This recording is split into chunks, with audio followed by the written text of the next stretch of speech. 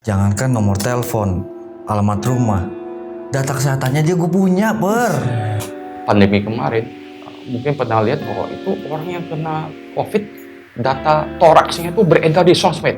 Itu sangat merugikan orang yang bersangkutan. Pak, kalau saya datanya terkait data saya jomblo nih, Pak. Itu termasuk data pribadi nggak sih?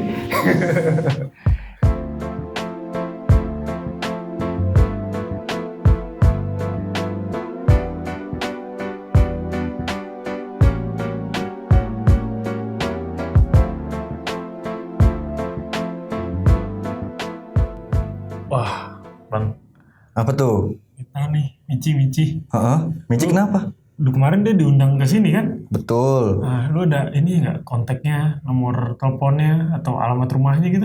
Jangankan nomor telepon, alamat rumah, data kesehatannya aja gue punya, Segitunya gue. Lu terus mau ngapain? Minta dong, minta. Gue gak coba inilah pendekatan lagi. Nih, Kita kenal. Teman lama kan, teman Wait, lama. tar lu.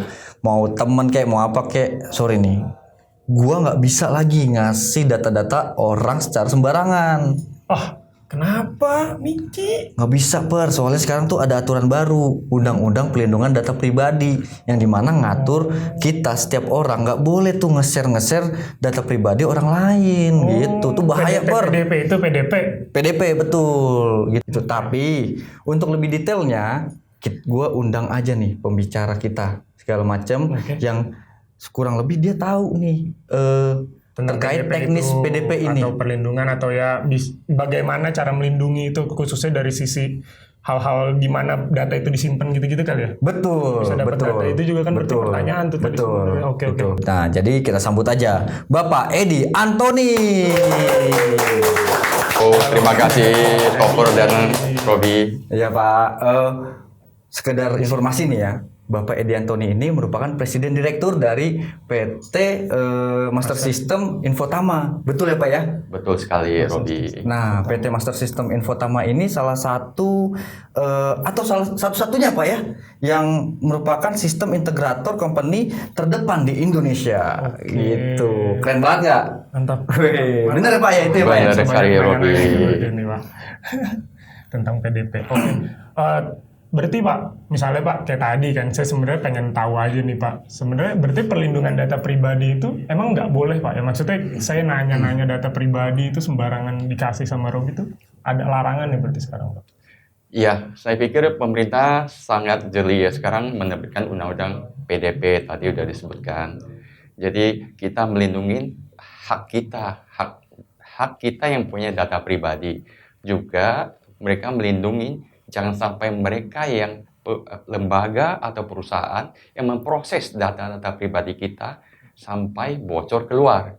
Jadi benar-benar harus dilindungi. Itu terima kasih sekali kepada pemerintah yang mengeluarkan undang-undang PDP. Oh gitu Pak. Pak, sebenarnya kita tuh nggak tahu Pak, apa sih yang dimaksud perlindungan data pribadi atau data pribadi itu apa sih Pak? Ya, spesifiknya di situ undang-undang PDP dikatakan bahwa ada data pribadi yang umum maupun yang spesifik. Yang umum itu contohnya seperti nama, warga negara, kita jenis kelamin, mungkin status perkawinan kita. Kemudian ada juga yang spesifik. Spesifik itu seperti yang biometrik kita, mungkin kita fingerprint atau kita punya retina atau mungkin kita punya data anak kita atau data tentang kesehatan kita. Jadi data-data itu dilindungi pemerintah agar jangan sampai disalahgunakan orang lain, merugikan kita atau merugikan masyarakat umum. Oh gitu. Betul. Pak, kalau saya datanya terkait data saya jomblo nih Pak, itu termasuk data pribadi nggak sih? Ya, intinya undang-undang PDP ini melindungi data kita. Sejauh mana data itu tidak merugikan kita, merugikan orang banyak. Itu dilindungi, intinya gitu. Oke. Dan sebenarnya sepenting apa sih Pak untuk data pribadi kita ini dilindungi dan pemerintah tuh concern banget sampai bikin undang-undang? Ya, sebenarnya sebelum itu udah ada PP yang di tempat yang terbagi-bagi, pemerintah sekarang menerbitkan undang-undang PDP ini. Tujuannya adalah bahwa agar menjamin lembaga atau perusahaan yang memproses data-data pribadi ini tidak bocor keluar. Karena kita pernah dengar dulunya kan ada operator seluler yang bocorin datanya, ada satu unicorn atau startup bocor datanya, mungkin ada pegiat sosmed yang kemarin juga musuh atau ke operator seluler karena datanya, alamatnya bocor. Nah, sejauh itu merugikan pihak ketiga atau pihak yang merasa dirugikan, nah itu dilindungi oleh pemerintah. Jadi Pak, dampak negatifnya kalau kita nggak bisa menjaga data pribadi kita tuh apa sih Pak? Ya, contoh ya, misalkan ada yang call dari kita, call center masuk. Kita harus pastikan bahwa call center itu benar teleponnya, bukan ada 021 atau 08. Itu jadi kita punya hak di Undang-Undang PDP itu, hak untuk memberikan data, hak untuk menolak data, hak untuk menuntut data kita kalau keluar. Contohnya sangat penting seperti kita kalau password kita atau mungkin juga PIN kita keluar, ada orang yang tidak berhak menggunakan data pribadi kita, namanya impersonate. Itu tentunya mungkin duit kita bisa dikuras. Itu dari segi finansial. Yang dari segi lain mungkin kemarin yang masalah pandemi kemarin, mungkin pernah lihat bahwa itu orang yang kena COVID, data toraksnya itu beredar di sosmed. Itu sangat merugikan orang yang bersangkutan. Itu yang dilindungi dua hal itu. Iya. Tapi kalau tadi kan kita ngomong perlindungan data pribadi dan lain-lain, jadi sebenarnya saya jadi ada pertanyaan nih Pak, kayak tadi Bang Robi ternyata punya data ini itu. Nah, iya kan pertanyaan nih Pak sebenarnya, dan nah makanya yang berarti data-data yang kita kasih, data-data yang kita kasih ke orang atau data yang kita kasih ke suatu aplikasi atau ini itu berarti seharusnya dilindungi semua Pak ya?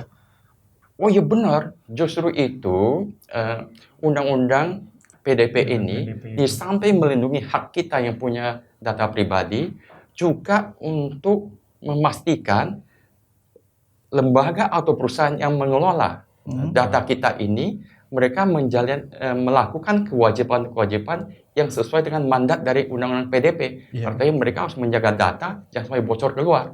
Betul. Nah, jadi penasaran nih. Berarti kan tadi Bapak ini Presiden Direktur Master System ya. Salah satu integrator sistem yang terbaik lah di Indonesia. Berarti salah satunya pasti punya bisa menjamin keamanan data kami nih, para pribadi-pribadi ini yang masukin data ke suatu aplikasi, suatu sistem dan lain-lain. Berarti boleh sedikit dijelasin nggak Pak, Master System nih berarti apa sih, produknya kayak gimana dan lain-lain? Ya, jadi kita seperti dikatakan Topper bahwa kita adalah sistem integrator untuk teknologi informasi. Tukang jahit lah, menjahit untuk yang namanya data, security, maupun network, kita jadi satu. Jadi sebenarnya kita nggak beda jauh dengan mereka yang menjahit baju. Jahit baju tuh mereka menjahit pasti ada polanya. Tetapi kalau seandainya customer mintanya, gue pengen baju dong anti peluru, nah, bisa juga. Jadi kita juga membuat sesuatu yang sesuai dengan kebutuhan customer. Kita punya pola, tapi tugas kita adalah mengintegrasikan data, security, atau network yang dibutuhkan customer. Master System sebagai perusahaan ICT terkemuka mendukung dan memberikan solusi sesuai dengan kebutuhan pelanggan, mampu mempercepat transformasi digital dengan menggabungkan pakar teknologi berbakat yang kami miliki dengan produk dan solusi terbaik di dunia. Kini, kami dapat melayani dan dipercaya oleh lebih dari 1.000 perusahaan di seluruh Indonesia untuk memenuhi kebutuhan teknologi mereka dalam ekonomi yang semakin digital ini. Master System, serve with passion to make IT better. Nah, khusus untuk PDP ini, kami punya solusi kerjasama dengan prinsipal dari luar negeri, khususnya security. Itu ya kita menjaga supaya data ini aman. Apa yang kita lakukan? Pertama, data yang ada di lembaga atau perusahaan yang memproses data-data kita ini biasanya ada di lembaga financial ya, apa itu bank, insurance atau yang lain-lain, maupun di pemerintah seperti Dukcapil. Jadi kita jaga pertama adalah data yang kita encrypt, artinya data kita sandi. Dia tidak bisa, misalkan katakan bocor keluar, orang lain tidak bisa ngelihat. Karena udah diacak. Gembok ya Pak? Gembok. Nah, yang kedua, kita juga proteksi. Artinya kita kasih proteksi berlapis-lapis, mungkin seperti gerbangnya berapa lapis-lapis. Jadi seandainya ada illegal access, orang mau masuk, misalkan bukan kita tahu bahwa itu yang masuk, atau mungkin juga cyber attack dari luar masuk. Oh, kita tahu ini ada orang nih yang mau coba masuk ke ambil data ini, namanya early detection. Kita tahu deteksi dini. Oh, ini kita harus mulai siapin lagi. Dan kita juga punya satu bisa investigasi. Loh, ini serangan dari mana sih? Si A, si B, si C, atau dari luar negeri? Sama kita deteksi.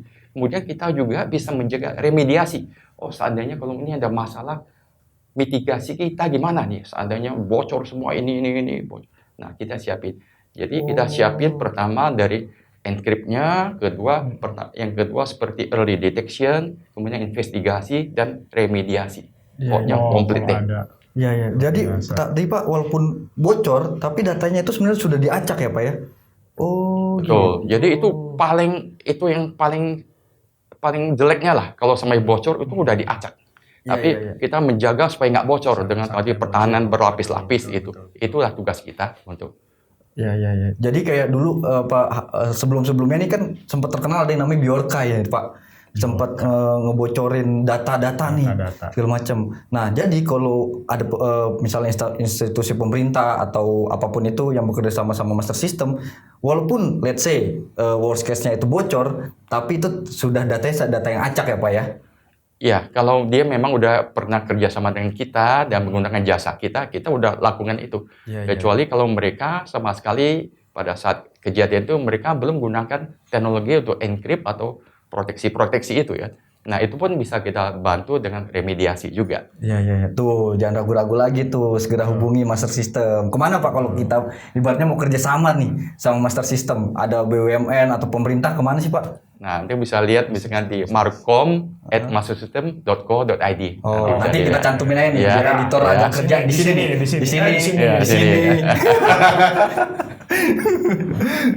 Mau nanya apa lagi, Per? Oke.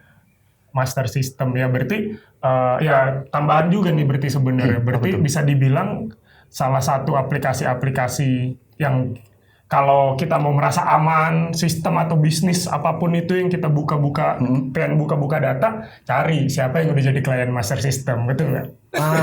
Iya.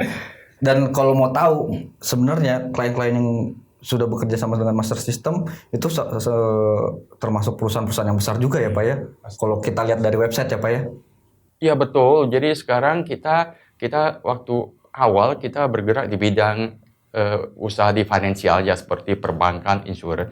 Tapi sekarang kita telah memperluas segmen usaha kita sampai ke telekomunikasi, sampai ke manufacturing, ke oil and gas, even ke government sector kita udah masuk, artinya ke semua sektor lah yang ada.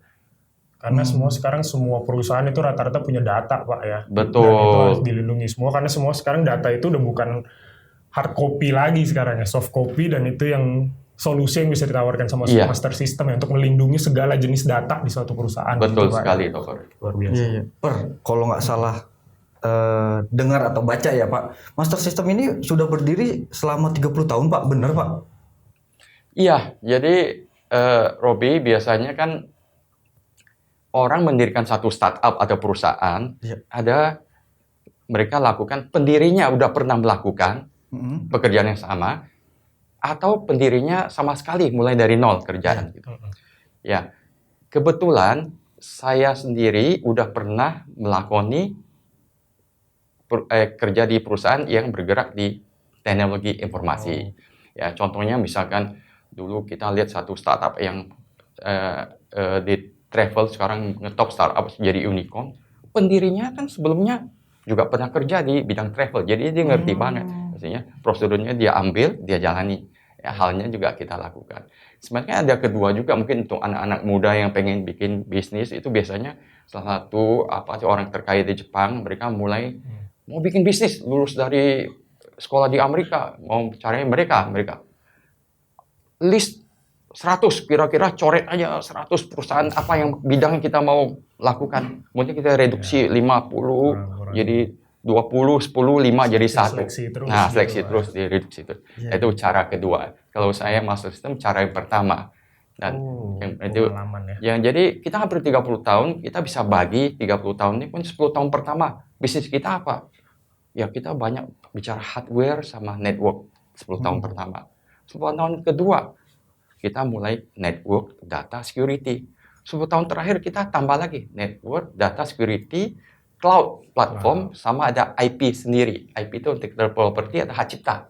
Kita punya sendiri terakhir. Kira-kira perjalanan kita 30 tahun ini. Oh, penasaran juga nih 30 tahun Bapak mendirikan perusahaan Master System ini. Kira-kira apa sih Pak motivasi awal mendirikan perusahaan ini yang dimana sebenarnya pada tahun 30 tahun dulu lalu itu ya teknologi ini itu belum se-booming sekarang gitu Pak. Semua orang masih awam banget lah dengan teknologi, paling 1, 2, 3 orang yang memang ini. Ya, kita memang waktu itu kita melihat ada ceruk pasar. Ada ceruk pasarnya bahwa ada hal-hal, walaupun saya kerja sebelumnya di perusahaan teknologi informasi, yang kita dirikan ini beda. Kita mengisi ceruk-ceruk pasar yang belum terhandle oleh perusahaan-perusahaan IT pada saat itu. Ya, tujuan kita mendirikan. Dan ya tentunya ada alasan-alasan yang pribadi yang lainnya. Nah, karena udah 30 tahun nih Pak, saya ulang-ulang terus dah pokoknya 30 tahun ini nih. Udah berapa sih Pak udah lama. karyawannya? Iya, jadi karyawan sampai saat ini hampir 800. 800 guys. Udah hampir 1.000. Iya. Luar biasa. 800 itu Pak dari awal sampai sekarang, apa dari awalnya mulanya berapa gitu Pak? Ya pasti ya, kita mulai start awal tuh pasti mulai dari kurang dari 10 orang. Ya pasti mulai dari kurang 10 orang, dan kita berkembang terus, berkembang. Saya katakan juga mungkin anak-anak muda yang katakan mau bikin bisnis baru, mereka juga mungkin harus mulai dari, katakanlah paling gampang kita mulai dari mau jualan, kita ibaratkan ke warteg dulu lah, mulai dari warteg dulu. Kalau warteg udah mulai ramai ya pindah ke ruko lah gitu. Kalau belum ramai baru pindah ke gedung. Jangan belum apa-apa langsung gedung. Tapi sekarang teknologi baru ini luar biasa. Kita bisa sewa tempat di gedung juga sekarang kan, yang untuk 3 orang, 4 orang gitu kan. Ya, bisa juga teknologi baru. Kalau zaman dulu ya kita harus mulai dari warteg, ruko ke gedung. Sekarang sewa aja, coworking space, benar Tober. Kita mau 2 orang, 3 orang bisa, 10 orang bisa coworking space, itu teknologi. Bahkan sekarang nggak usah coworking space, kita udah ada yang namanya virtual office tuh, itu juga ada tanpa orang itu. Betul, betul. Sewa nomor telepon itu. Nah, berarti dulu sempat tuh ya Pak Master System kantornya di ruko dulu gitu Pak ya? Ya, kita mulai dari sampai akhirnya sekarang di gedung. Ya. Oke. Ada pertanyaan lagi nggak Pak? Master System ini ya selain tadi udah berkembang 30 tahun, sekarang customer udah makin banyak, klien makin banyak pastinya. Dan Master System ini makanya terpercaya karena udah banyak juga Bang. Apanya dapat tuh? penghargaan. Penghargaan apa aja? Penghargaan yang udah diterima sama Master System nih, Cisco Global Award di tahun 2022 Pak ya itu ya. Cisco Global Award tentang Service Provider Partner of the Year.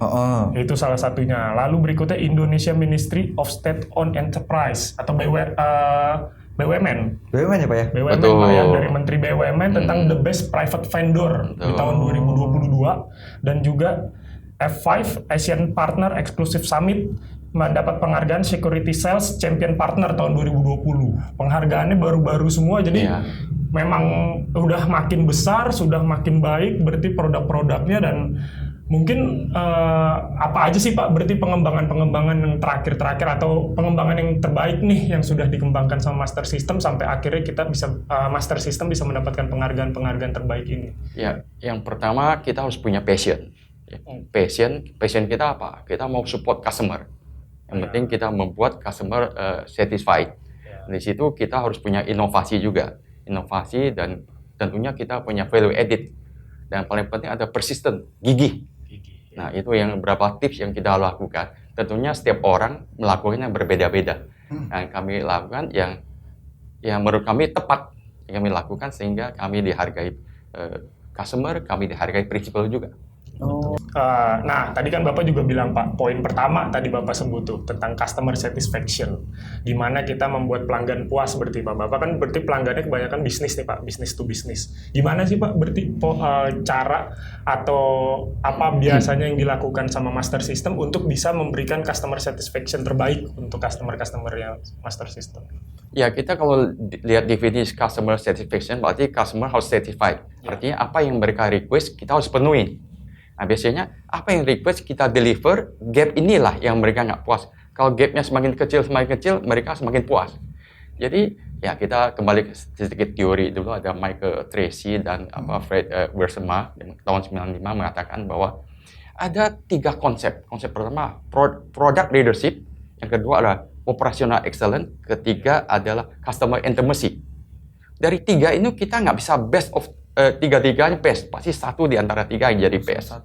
Jadi kita tahu customer intimacy itu artinya dekat dengan customer, product leadership, produk yang bagus, inovatif. Terus operational excellence bahwa kita melakukan standar operasi yang bagus. Tiga-tiganya nggak mungkin achieve, maupun dari pihak kami maupun dari customer nggak mungkin. Nah, caranya adalah kita ke customer. Customer sebenarnya, kamu sebenarnya pengennya apa sih beli produk yang produk leadership, contohnya mungkin orang pengen topper, gue mau produk pokoknya Mercy, gitu. Any price no problem. mungkin kalau lain lagi, Robi maunya customer intimacy, pokoknya gue dekat customer, whatever customer jual gue beli. Ya. Mungkin satu lagi, gue mau tahu semuanya, gue mau operational excellence, pokoknya gue calling, lu harus ada within 24 jam, 24x7 harus ada. Nah, kita harus tahu customer maunya apa dari 3 ini. Kalau kita tahu, maka kita dekatkan kebutuhan dia. Sehingga gapnya antara dia request sama kita deliver semakin kecil. Itu maka satisfied. Oh gitu. Nah Pak, balik lagi. Terkait dengan perlindungan data pribadi yang tadi itu Pak.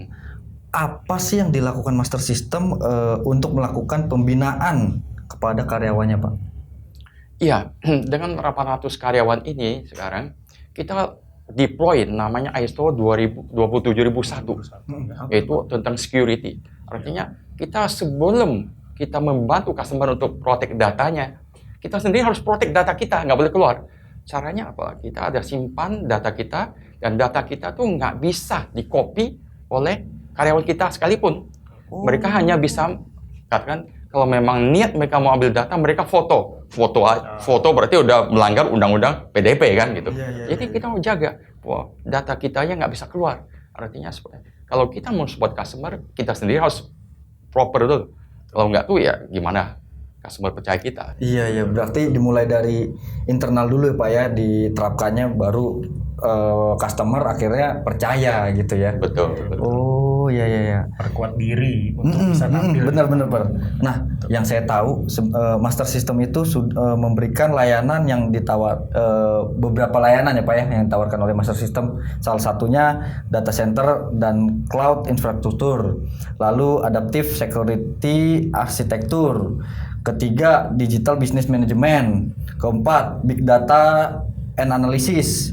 Kelima, enterprises collaboration. Keenam, services. Benar tuh Pak? Waduh, benar sekali. Thank you udah dibacain oleh Robi. Jadi itulah service yang kita tawarkan ke customer selama ini, dan salah satunya adalah tentang perlindungan data customer.